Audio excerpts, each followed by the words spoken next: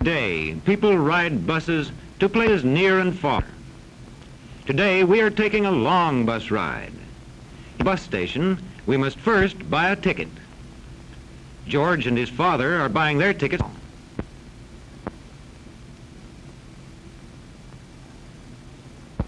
They are just in time for us coming into the station.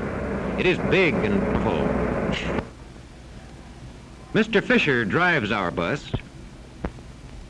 This man tells us when the bus is ready. He talks through the loudspeaker. Platform 5, 7:30 coach for Somerville, Easton, Harrisburg, Bedford, Pittsburgh, West. Time to go. Many people are going with us. The porter puts away our baggage in a space under the seats. Mr. Fisher takes George's ticket.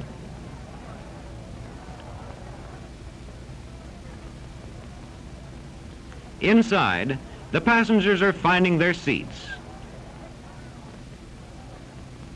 George likes to sit in front so he can watch the driver.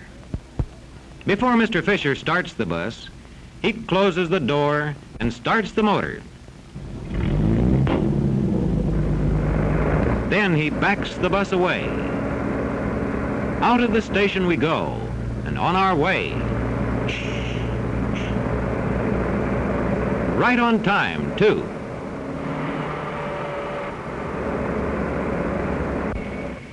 Mr. Fisher drives carefully in crowded city streets, watching out for cars and people. He switches a signal to warn drivers behind him that he wants to make a turn. One last look at the tall buildings as we leave the city behind. Soon we are out on the open highway, a highway that is like a river flowing from city to city. Cars, buses, and trucks roll over it day and night. George likes to see the big trucks like these, hauling all kinds of goods to factories and stores. But Mr. Fisher keeps his eyes on the road, watching the road and the other cars all the time. A traffic light stops us. We will lose a minute or two here, and Mr. Fisher has to keep track of the time.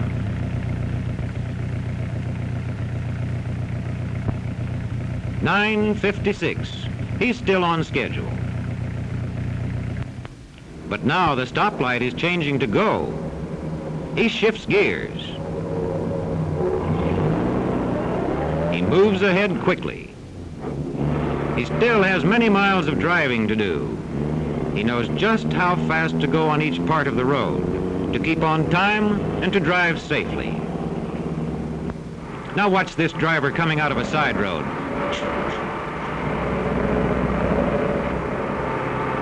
Mr. Fisher has to look out for all kinds of careless drivers on the highway. He sees in a big mirror cars coming from behind. Here comes a car past now. And here comes another.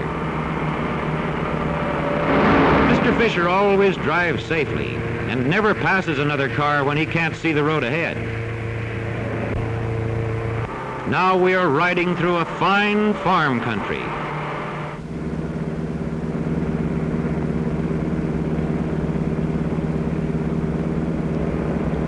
Look there, farm boys and girls wishing the driver good luck as we roll onward. A train is coming. But we need not stop for trains. Our highway goes under the railroad through this underpass.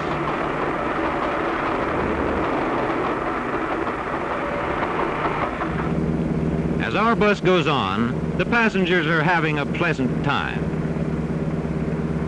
Some watch the scenery, others read, while others find napping the most pleasant way to travel.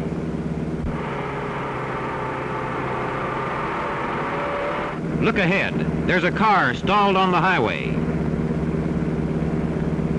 Our driver puts on the brake. And he turns out carefully. The driver must be ready to act quickly. At last, we're coming into another city.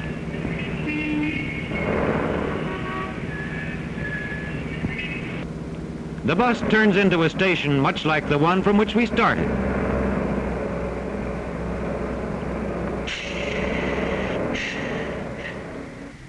Here, some of the passengers are leaving us.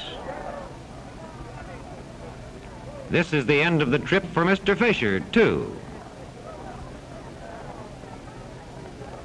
And so George tells him goodbye.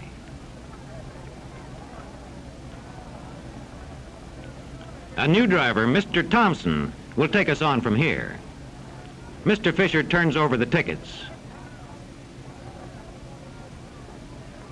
Everything in order, Mr. Thompson is ready to go to work.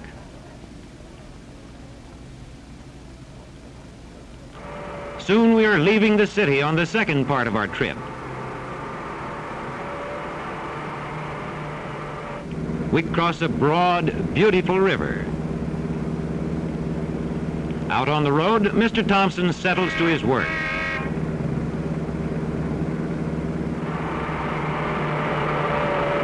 In a little while, we reach the entrance to a great superhighway.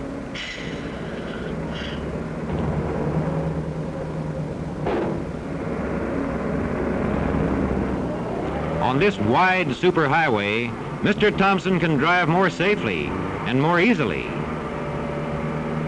And passengers can ride more comfortably, too.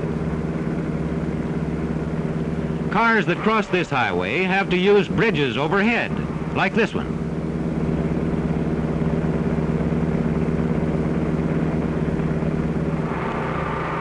Wide, separate lanes and well-built curves mean faster, safer driving.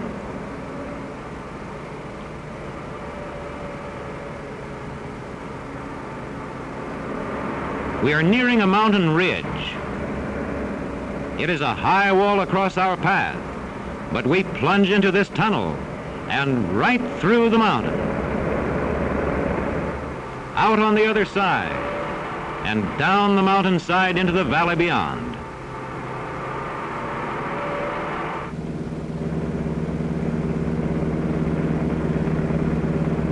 Now we come to a place where the bus stops to give us a short rest. A place to stretch our legs and to eat lunch. A nice lunchroom by the side of the highway. While George and his father and the other passengers have lunch, Mr. Thompson makes sure that big motor, plenty of water and oil.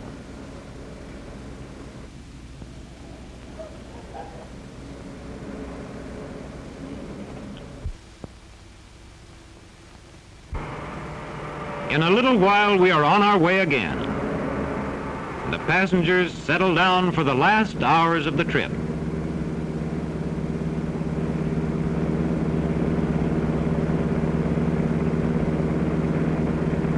Mile after mile goes by as Mr. Thompson drives on.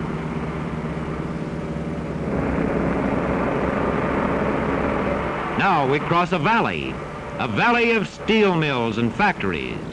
We're nearing the end of our long ride. Mr. Thompson's work for the day is almost over. The passengers get ready to leave the bus. Hats and coats go on. Journey's end. Mr. Thompson has driven another long bus trip safely and on time. Tomorrow, he will drive back over the same road. Now it's goodbye to Mr. Thompson and goodbye to George. Let's hope we'll take a bus trip together again very soon.